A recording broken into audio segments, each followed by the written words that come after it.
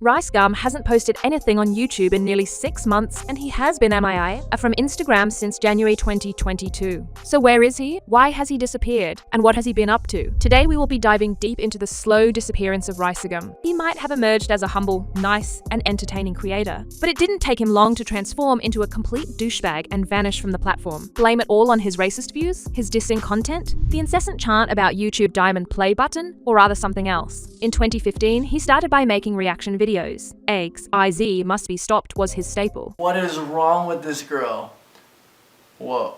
But low-key, her outfit is fire. And soon he hit the 100,000 subscriber mark. It seemed he was quite grateful for the audience that he was amassing. There is no doubt that he was making content his viewers enjoyed. I just hit 100,000 subscribers on YouTube, which is insane, and I don't know how this happened. He soon dove into content that would target fellow YouTubers by creating diss tracks about them, which really started putting a bitter taste in people's minds, and ultimately turning his reputation into a fragile state. In 2017, Ricegum achieved musical triumph with the release of its Every Night Says. Featuring Alyssa Violet, the track was a roast rap against Jake Paul's where Ricegum called him out on faking his riches and being a bully. This was the track that catapulted onto charts, earning Ricegum a platinum status. Called asking me if we could win against Jake Paul. I said we Gucci like the shirts with the snakes on it. This wasn't his first attempt at roasting someone. In fact, Ricegum and Jake go way back, but their beef was limited to Twitter brawls and small mentions of each other in their YouTube videos. This was the first time Ricegum had crossed a line and collaborated with Jake's very controversial ex-girlfriend, Alyssa, in a diss track. Consequently, a whole new war started. Ricegum smartly used his ongoing beef with Jake Paul to keep getting views. Instead of letting the feud die down, he kept bringing it up in his content.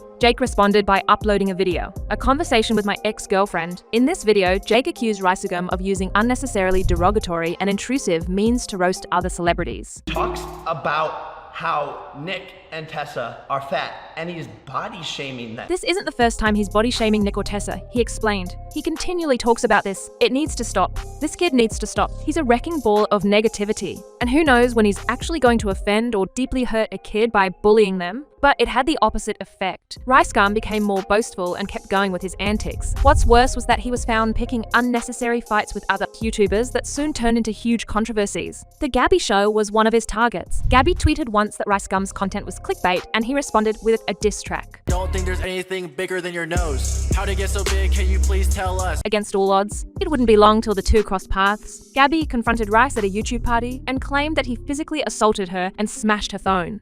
Everyone was like, did he hit you? And I was like, yeah, he did. With word spreading that Ricegum was a beater, he went on to upload a video titled "The Gabby Show Lied About Being Abused to Prove His Innocence." If that wasn't enough, he posted yet another diss track the next day. Phone in my face, now her screen cracked. Bitch really tried to make a move. She playing games like 2K. His popularity allowed him to get away with this. Was he untouchable? How could Rice be stopped? Ian, a YouTube creator who goes by the name iDubsTV, was going viral at the time, and Rice wanted to take advantage of this. So he went on and uploaded a video, almost begging Ian to make a content cop video on him, which is the kind of content up on iDubsTV. What I'm trying to say is, I'm next, guys. I'm next on the hit list, and if I'm not next, then I'm probably next. Taking him up on his bait, Ian actually uploaded a video content cop Jake Paul where he called out Ricegum for being a content thief and also accused him of bribing people to get views. And just drop it on my head. You can't just do that. I'm doing that. I'm doing it right now. Turns out, Ricegum didn't like that one very much. And I know there's gonna be that one guy like, oh my god, Rice, what the? Give someone 10K, you. Boy, you didn't even do the challenge. The backlash was well deserved. People prompted YouTube to take his channel down. One person commented, "No words." He just proved all of iDubbbz's points for 22 minutes straight, and the number of times he contradicted his own arguments is As Ricegum's ego grew, so did his appetite for naughty behavior. In June 2018, Ricegum took us on a trip to Hong Kong and shared his experience in the explosive video titled "Why I Left the Clout House." But oh dear, this wasn't your average travel vlog. His vlog stirred criticism for its borderline and overtly racist comments, particularly targeting locals and their culinary habits. Is that dog or something?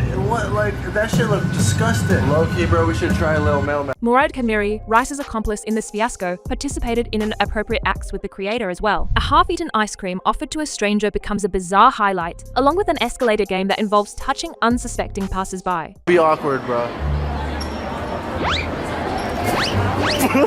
It wasn't long that the video got taken down for violating YouTube guidelines. A very deranged form of public apology from Ricegum's side followed. A video titled "Why Everyone in China Hates Me" was uploaded, which did the exact opposite of the consequences Ricegum was going after. That one video where I was just vlogging around in China, you know, just having a little bit of fun, joking around. 2019 wasn't any better for him. By this time, he had made almost half the YouTube community his enemy. So joining the bandwagon, other YouTubers went straight for his throat and decided to give him a taste of his own medicine. PewDiePie released a diss track on him that gained millions of views. You don't wanna look like a little bitch, but dude, you're gonna be crucified. How can you claim that? Ricegum would respond with a diss track of his own titled "Frick the Police." I'm who you're obsessed with. You look like your sister is the girl that you have sex with.